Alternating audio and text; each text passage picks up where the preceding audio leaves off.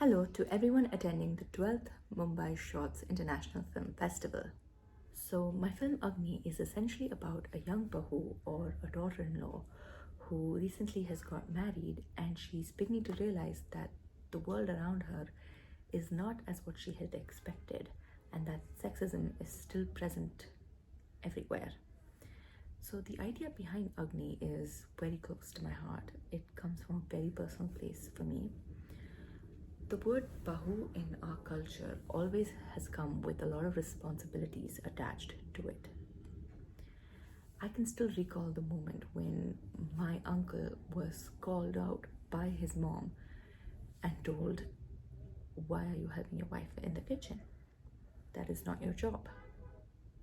And as a young, naive teenager, this idea really frustrated me because why could a husband not simply go into the kitchen and help his wife?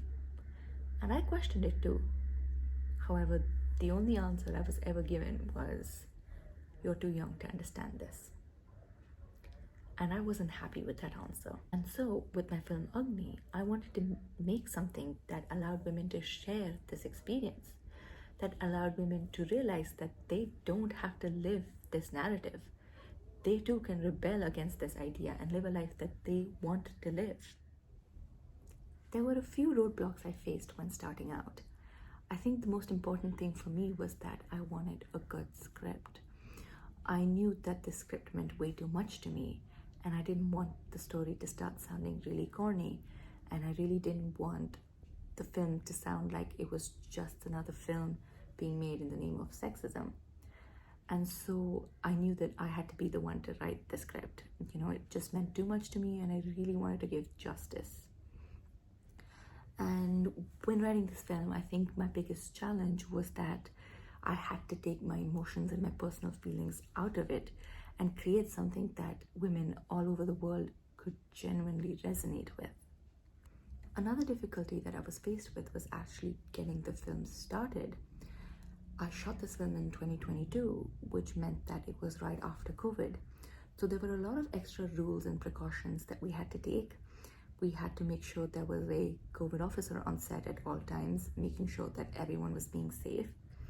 And even before that, I realized that some of my crew members and cast members were not up to date with their vaccinations.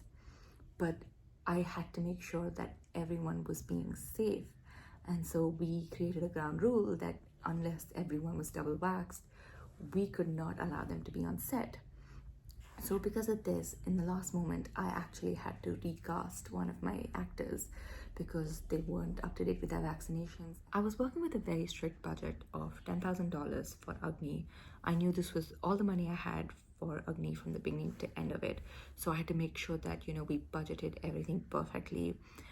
The first thing I did was hire two amazing line producers who made sure that everything went off without a hitch. One of the first few things we did was make a detailed budget of the film for every department. We had multiple interactions with all of our department heads, and we made sure that there was, a transparent communication that was taking place, that everyone knew that this was the budget allotted for their department, whether it was from camera equipment to the rigging team to lighting equipment, from PD to hair and makeup. We made sure that everyone in their department knew that this was the budget they were working with. Because of COVID, we weren't able to have in-person rehearsals for the entire cast. I was only able to meet my two protagonists, who are Agni and Devi. However, as a whole group, we couldn't meet. So this meant that when we were actually on location and shooting, we realized that a lot of the blocking that I had in my mind just wasn't translating in space. And I had to come up with new actions and new movements for quite a lot of the cast members. And we had to change a lot of the entries and the exits, and just to make sure, everything was flowing perfectly. And because we had to change a lot of the movements, we realized that we had to change a lot of the shots that we had written down. So on the spot, me and my DOP were working in order to get a new shot list and to create a shot list, not just to get coverage, but to make sure that the new shots that we were shooting was still interesting and still dynamic and still had a purpose. the opening sequence of the film was entirely different originally. And as I was watching the film again and again in post-production, I realized that even though I loved the opening sequence, it really wasn't adding anything to the narrative of the film. And as again I kept rewatching it, I realized that it was something that I had to get rid of. I knew who I wanted my target audience to be when I was writing this film. I knew that I was writing this film for women.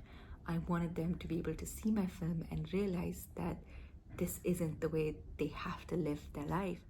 So as of right now, Agni is still in the midst of its festival run, and I am currently in the process of sending out Agni to as many film festivals as possible, and I am trying to get as much exposure from this as possible.